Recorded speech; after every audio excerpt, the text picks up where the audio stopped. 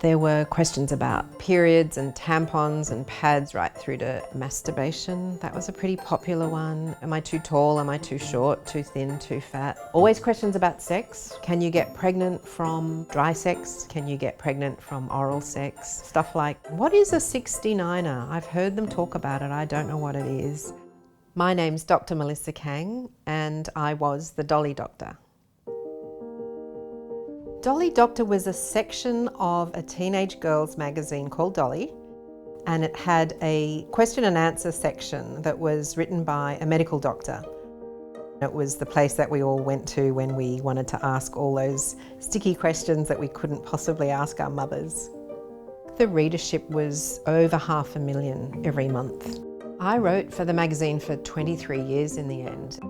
What actually probably took me quite a few months to I think really get good at was learning how to read between the lines of the questions, kind of going, okay, what's this teenager actually worrying about? What's actually behind the question? And I tried in some ways to address that as well. If you inject your finger in and out of your vagina, does it make you pregnant?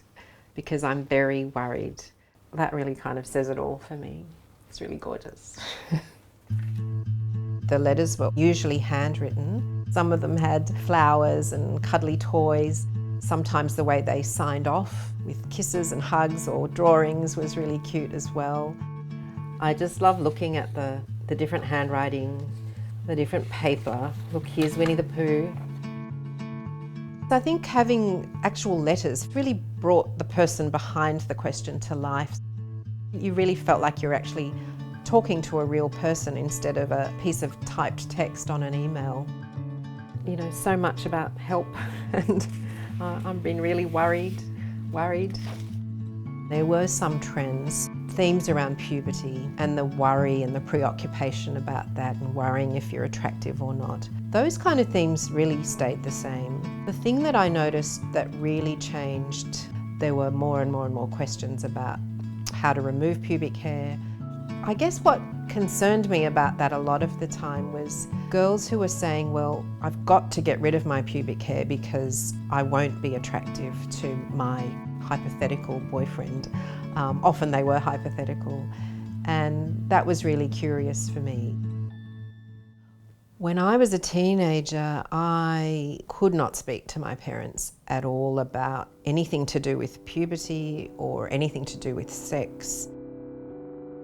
I mean, I remember being taken to one of those film nights at school, my mother taking me along and then not being able to talk to me about it afterwards at all. That's the only education I ever got actually, apart from Dolly magazine. My father was a bit easier to talk to him actually, but he had certain, I think, cultural beliefs about girls and boys and females and what was acceptable. When I got to my first really kind of serious relationship, it was kind of late high school, my father particularly got pretty funny about it.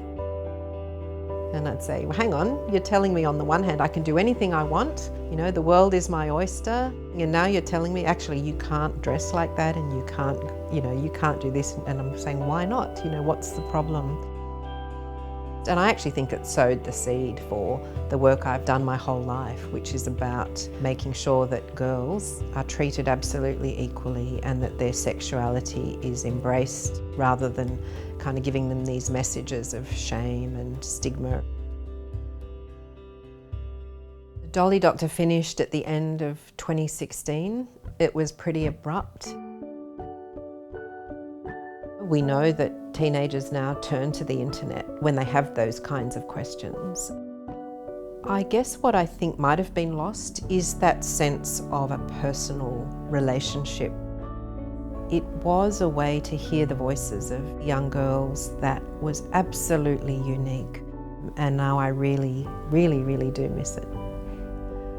What I love about working with adolescents as an adult is, even though it's filled with angst, conflict and arguments with parents, for example, it's such a gorgeous stage of life. I don't know that I'd go back to it myself if I had the opportunity, but it's still something that you know, we've all gone through and learnt about ourselves from, and I just love witnessing that over and over again.